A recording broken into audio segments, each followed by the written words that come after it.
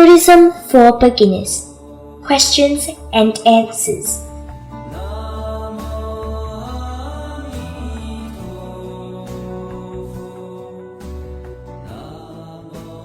Question 8. So we have to be a monk to study Buddhism? Not necessarily. Shakyamuni Buddha later taught people a way to achieve full liberation without renunciation. It is to recite the name of Amitabha Buddha, gain rebirth in the Pure Land and attain Buddhahood there. Question 9. How did Prince Siddhartha become a Buddha? After leaving home, he visited 3 renowned scholars of the day and learned from them. Very soon, he mastered all their methods, but none of them was the real path of liberation. He then decided to seek freedom from samsara by himself. To convince the ascetics, who practiced austerities popular at the time, Siddhartha underwent severe austerities for 6 years in a forest on the banks of the Neranjara River, living on a grain of rice a day. After realizing the futility of austerities in his search for enlightenment, Siddhartha stopped them and took a bath in the Neranjara River, cleaning off the accumulated dirt of 6 years. He accepted milk gruel offered by a shepherd girl and recovered his strength. Then he went to a pippala tree, sat down on a seat made from auspicious grass, and faced east. He vowed, "I will not rise from the seat until I have attained supreme enlightenment." Finally, one night after defeating moral afflictions and Mara's temptations, he achieved complete enlightenment and became a Buddha.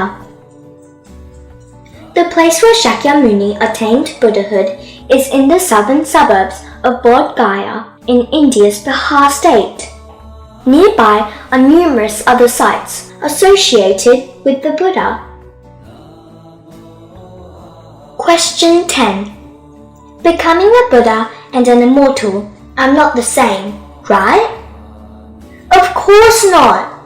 Some people can't distinguish among Buddhas, deities, and immortals. Probably they were influenced by old ethics books with contrived terms such as Divine Buddha or Immortal Buddha. Immortals are a type of ordinary being within the 6 realms of rebirth. They may enjoy the 5 desires and possess certain supernatural powers in meditation, but they haven't attained complete emancipation. Question 11. Why is the Buddha called 4 in Chinese? What's the meaning of the term? 4 is an abbreviation of foretold, the transliteration of Buddha. Buddha means an enlightened person, with 3 implications. 1. Self-enlightenment. 2. Enlightening others, not only awakening oneself, but also helping others become enlightened. 3. Perfect enlightenment and practice. One's wisdom and meritorious achievement have reached the highest and most perfect level in enlightening both self and others. Question 12. After becoming a Buddha and attaining the highest levels of merit, what else did he do? To deliver sentient beings from the suffering of samsara, Shakyamuni Buddha travelled widely. Many who heeded his teachings gained liberation. First, he went to Sarnath in Benares, Varanasi, and found the 5 followers who practiced austerities with him. He taught them the Dharma. The 5 converted to his teachings and formed the very first Buddhist Sangha. In Buddhism, the Buddha's first discourse is called the turning of the Dharma wheel. Question 13. Why is it called the turning the Dharma wheel? One of the 7 treasures of the Chakravartin is the chakra, or wheel. It can break mountain rock and cannot be impeded.